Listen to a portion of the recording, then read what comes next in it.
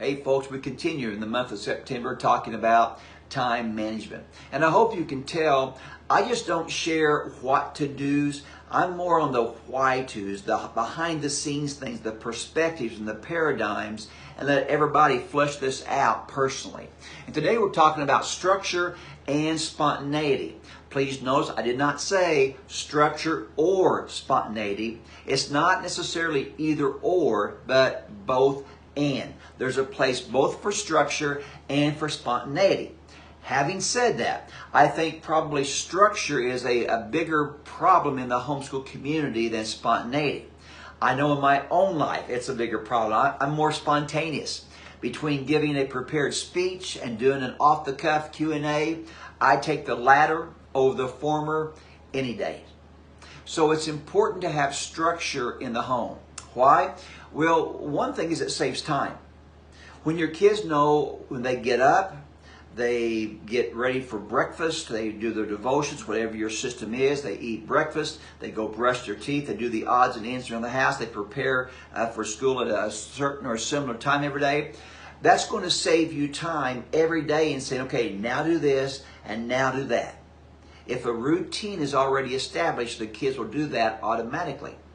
Secondly, and similarly, when you have a routine or a structure, you minimize arguments. If your kids don't move fast enough or they don't know what to do and you're getting into a hurry, it's very easy to get short with your kids, and that causes a bad start to the day. So it's really good to have some structure, especially for young people. When my wife taught first grade at public school, she was a new teacher, had all these spontaneous and creative ideas. And as she was using these, one day a young child came up to her, and he was one of her better students, and he was just saying, okay, what's next? It's Tuesday, what's next?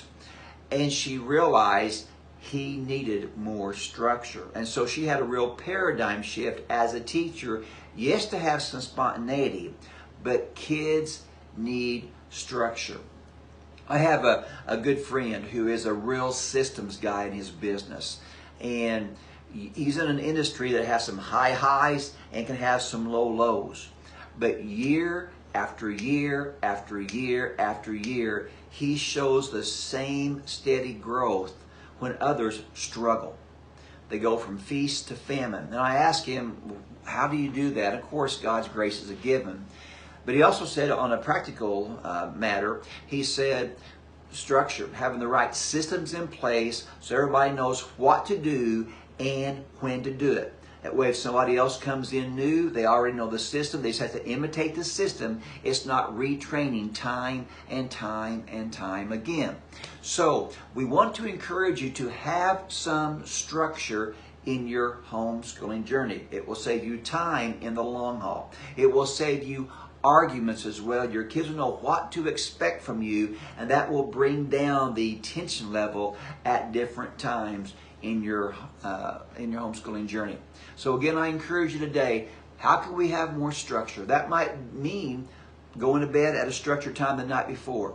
I mean, if you get up late, day after day, as Ben Franklin said, if he gets up late, he's trying to run to catch up all day long. So oftentimes a good structure, a good system starts the night before with a consistent bedtime. And folks, these little things done over a long period of time makes the difference in your homeschooling journey. This is Kirk Smith with ICHE's Take 5.